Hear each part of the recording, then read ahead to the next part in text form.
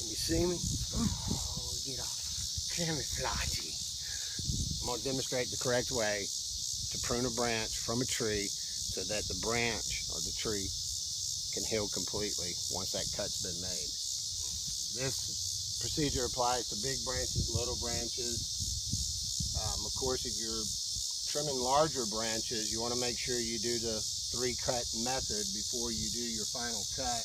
And the 3-cut method would be your first cut, you come up underneath on the branch, and then your second cut's here, and your final cut's here. And the reason you do that on larger branches is if you go up and just cut it, you run the risk of the branch just peeling back all the way to the trunk. So we don't want that. That opens the tree up to disease and stuff. But these are smaller branches, so I don't need to do the 3-step method. So I'm going to go ahead and just get them off for now. And first of all, let me explain why I'm removing these 2 branches. And as you can see, they are crossing over, fusing together, and we don't want that. So that's why these 2 branches are coming off of this tree. But I'm going to go ahead and just cut them off real quick.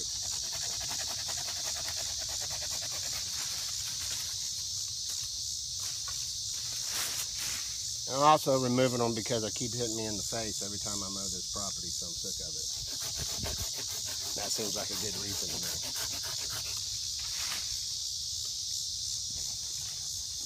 Okay. There's some important things you want to look for when you prune a branch from a tree. And it's this right here. This is called the bark ridge or the branch ridge. And you can see it right here. You see this? This is called your branch ridge, bark ridge.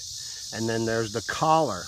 The collar, oaks don't usually, well, this branch has a pretty good collar, is this swollen part right here. You'll see on maples, they seem to have a more thicker swollen collar, and you don't want to cut into the bark ridge or the collar of the limb.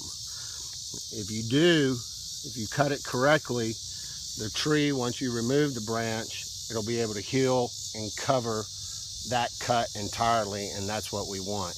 If you cut it too close, cut it too far back, the tree is unable to completely heal and cover that cut up, which will leave it open to disease and stuff like that. So on this first one, let's get that off of there. I'm going to take this bottom one first. So what I'm going to do, if you can come on this side, you can see I'm going to cut it at an angle away from the bark ridge and away from the collar, leaving it right there.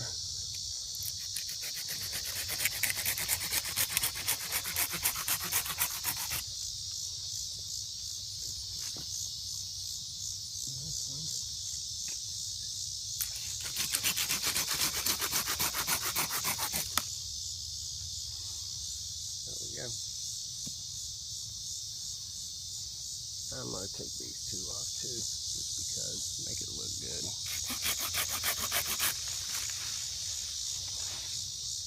Now this one, you can see there's hardly any collar, so I'm going to stay away. And sometimes it's hard to see the bark ridge, like this one. So this one, I don't need to cut at an angle like I did these. I can actually slight angle, but not as dramatic as these were.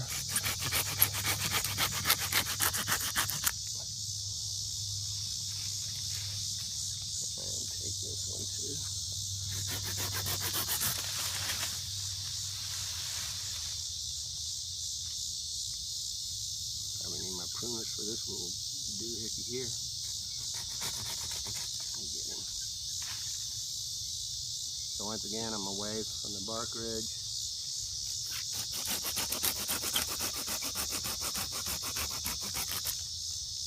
There we go. So cutting them like that, stay away from the bark ridge, cut at an angle away from the collar. You can see the collar. Here's a good example of the collar. You can see it really swollen right here. That's what you want to stay away from. Probably could have took this one a little bit closer actually. But stay away from the bark ridge, stay away from the collar, and this will allow the tree to completely heal. This one I can actually take back a little bit more than I'm going to. There, that's a good cut. So is this one. Actually gonna get a little closer.